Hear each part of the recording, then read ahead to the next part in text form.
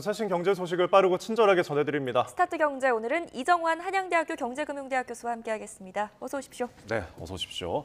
자, 오늘 한국은행이 이제 금융통화위원회 열고 올해 4번째 금통위 이제 개최하는데 기준금리 결정할 예정이거든요. 이번에도 좀 동결이 우세하죠?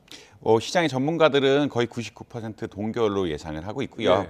최근에 물가 흐름이 조금 나아지긴 했죠. 흔히 목표치는 한 2%인데 6월 소비자 물가 지수가 한 2.4% 오르면서 흔히 말하는 우리 목표한 수치 가까워지고 있고, 최근 성태현 정책실장님이 나와셔가지고 좀 금리 약간 내리는 게 낫지 않느냐는 의견도 표현을 하긴 했지만, 예. 아무래도 그런 여러 가지 상황도에 불구하고 환율이라든지 가계부채 이런 문제들이 겹치면서 네. 아마 이번에 동결하지 않을까.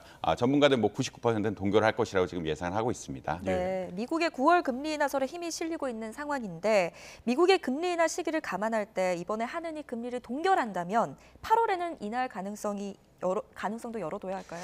사실 이제 일각에서는 오늘 이제 몇몇 소수 의견으로, 다수는 아니지만 소수 네. 의견으로 이제 금리 내려야 한다는 의견이 나올 것이라는 의견이 있고요. 네. 그다음에 8월에는 이제 금리가 실제로 내릴 수도 있지 않느냐 이런 의견들이 나오고 있긴 합니다. 근데 사실 한국은행 입장에서 선제적으로 금리를 내리는 것은 조금 부담스러운 상황이 맞거든요. 아무래도 지금 외환 시장이 약간은 안정됐다라고 하지만 환율이 1,400원 근처까지 가면서 조금 우려가 되는 상황이었고, 네. 기준금리 격차 벌어지게 되면 이 외환시장 변동성이 키울 수밖에 없거든요. 1,400원 넘어간다든지 이런 이슈들이 있기 때문에 자연스럽게 한다라고 하면은 미국이 기준금리 내리고 한국이 기준금리를 어떻게 보면 따라서 내리는 게 바람직한데, 왜냐하면 기준금리 격차라는 게 결국은 $1의 수요, 그러니까 달러에 대한 수요를 결정하는 요인이기 때문에 네. 그게 바람스럽긴 한데, 이제 8월에 내리자고 하는 것들은 아무래도 이제 아까 이야기한 것처럼 자영업의 내수 상황이 위중하다 이런 여러 가지 조건들이 겹치면서 좀 선제적으로 내릴 수도 있지 않을까라는 의견이 제시되고 있는 상황이라고 보시면 될 것 같습니다. 예, 결국 미국이 금리 인하를 언제 하는 것인가 이게 관건인 것 같은데, 그러면 결국 이 권한을 갖고 있는 연준을 보자면 제롬 파월 미니 연준 의장 지금 의회에서 보고를 하고 있는데 발언들이 계속 주목이 되고 있거든요. 고금리 상황 길어지면 아무래도 경제에 부정적인 영향이 미치니까 금리 인하를 좀 할 수도 있다는 것을 시사를 하는데, 그럼 9월에 금리 인하를 하고 우리는 10월에 금리 인하를 할 수 있다는 전망이 나오는데 어떻게 보시나요? 이제 9월에 금리 인하를 할까 말까가 사실 미국 입장에서 가장 중요한 이슈라고 보시면 될 것 같고요.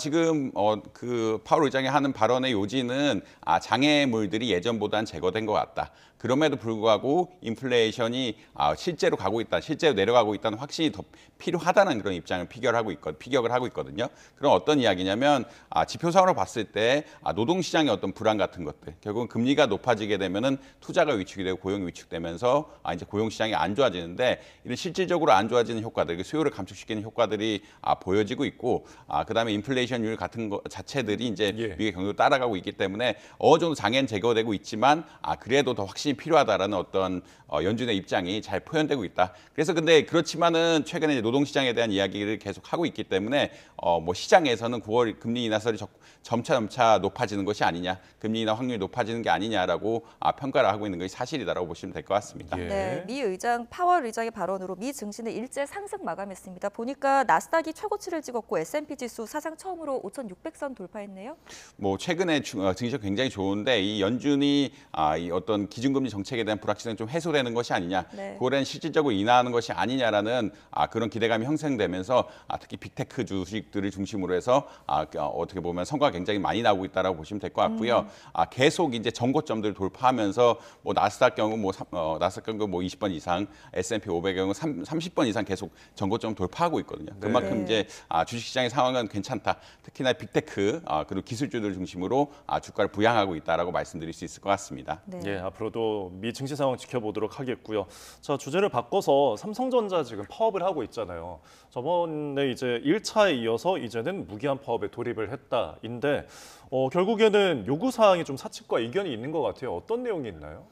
일단 가장 크게 어떻게 문제가 되는 부분은 임금 인상률이거든요. 네. 사실 기존에 6% 이상 노조가 요구했다라고 이야기하고 있는데, 오늘 뉴스 보면 3.5%라고 이야기하고 있습니다. 그게 차이가 실제로 많이 내려간 건 아니고, 이미 2.1% 부분은 성과 부분에서 포함을 했기 때문에 지금 3.5% 더하기 2.1%란 거는 5.6% 정도로서 사측이 제시하는 5% 안보다는 높은 수준이긴 합니다. 결국은 임금을 많이 올려달라는 게 가장 큰 거고, 예전에 지금 3.5% 내려간 것으로 수치가 낮아진 것처럼 보이지만 실제는 사측의 제한보다 또 굉장히 높은 수준이라고 보시면 될 것 같습니다. 네. 그다음에 성과급 제도 개선이 가장 중요한 건데 네. 보통 이 영업이익에 대해서 성과급을 노조 측에 주장을 하고 있거든요. 영업이익이란 것은 결국은 매출에서 비용을 빼고 한 것은 이제 영업이익이라고 보는데 예. 사실 기업 입장에서는 투자를 많이 하고 배당 같은 것도 줘야 되기 때문에 이런 배당이라는 투자 부분을 좀 빼고 그 부분에 대해서 흔히 말하는 경제적 부가가치에 대해서 이제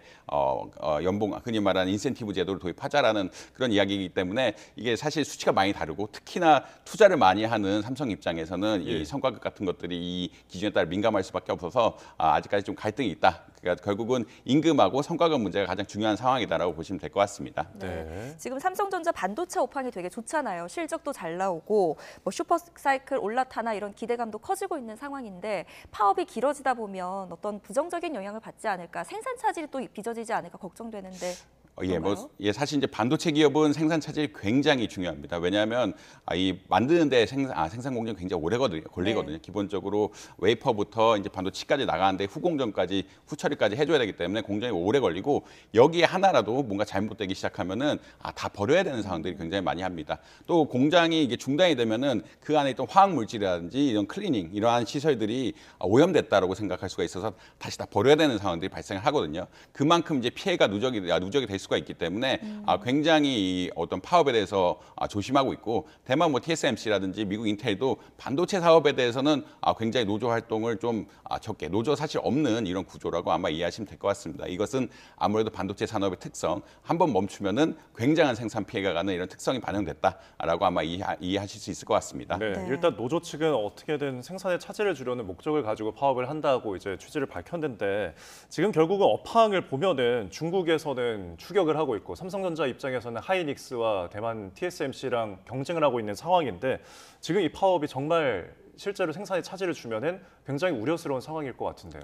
뭐 사실 이번의 문제뿐만 아니라 계속적으로 파업이 있을 수가 있거든요. 삼성전자 반도체가 계속적으로 파업을 한다라 그러면 이제 경쟁력에 좀 문제가 생길 수 있다. 그런 우려는 계속되는 게 사실이고요. 최근 삼성전자 특히 HBM 반도체 생산하는 데 있어서 굉장히 논쟁이 많죠. 어떻게 보자면 이게 성공했다 안 했다 이런 것들에 대해서 논쟁이 많기 때문에 R&D를 굉장히 많이 해서 이것을 실제로 성과를 보여줘야 되는 타이밍인데 이렇게 생산 차질로 인해서 조직의 역량이 어떻게 보면은 쏠리게 되면은 전반적인 경영에 문제가 되고 흔히 말하는 경쟁에 문제가 된다는 것은 흔히 말하는 성과에 또 영향을 미칠 수 있는 중요한 요인이다라고 보시면 될 것 같습니다. 네, 삼성전자 파업 진행 상황 계속 지켜봐야 될 것 같고요. 끝으로 배달의 민족 수수료 인상 얘기해 보겠습니다. 다음 달부터 수수료가 오른다고 하는데 왜 오르는 건가요?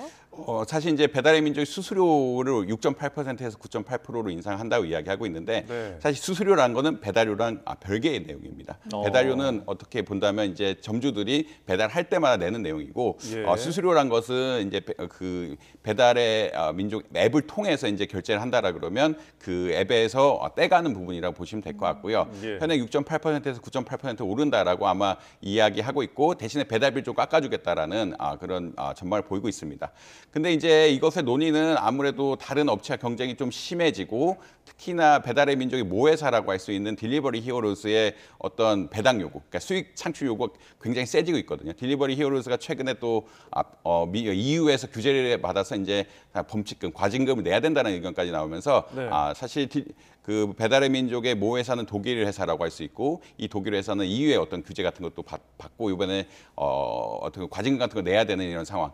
그리고 특히나 이제 딜리버리 히어로즈의 또 배달의 민족 매출이 한 25% 정도 되거든요. 굉장히 중요한 자회사이기 때문에 여기서 현금을 더 많이 만들어서 배당을 통해서 이런 다른 수익 같은 거 대응해야 된다 이런 논리가 있으면서 결국은 이러한 수수료 같은 것들을 올려야 되는 상황들이 아마 발생하고 있지 않느냐 이렇게 평가를 하고 있습니다. 네.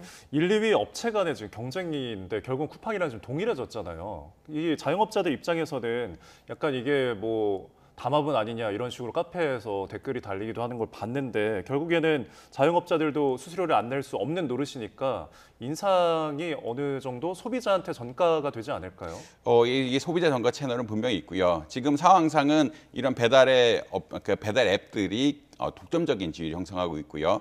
배달앱을 이용하지 않으면 이 자영업자들 매출이 나지 않기 때문에 어쩔 수 없이 이 수수료를 내면서 흔히 말하는 조정권이 없이 수수료를 내면서 가고 있다라고 아마 이해하시면 될 것 같습니다. 예. 그 말은 어떤 거냐면 그 배달 수수료를 많이 내게 되면은 이 결국 수수료 오른 거에 결국 일부는 소비자한테 또 전가할 수밖에 없는 이런 상황이다. 결국은 네. 수수료를 낼 수밖에 없는 구조고 수수료를 낸다라고 하면은 전가할 수밖에 없는 구조이기 때문에 특히나 최근 외식 물가가 굉장히 많이 올랐다. 뭐 냉면 가격이 역대 최고치를 계속 경신하고 있다. 뭐 이런 얘기들이 많이 나오고 있는데 예. 이런 것들이 소비자에 반영될 수밖에 없는 이런 상황들이다라고 아마 이해하시면 될 것 같습니다. 네, 알겠습니다. 오늘 여기까지 듣겠습니다. 스타트 경제 오늘은 이정환 한양대학교 교수와 함께했습니다. 교수님 잘 들었습니다. 고맙습니다.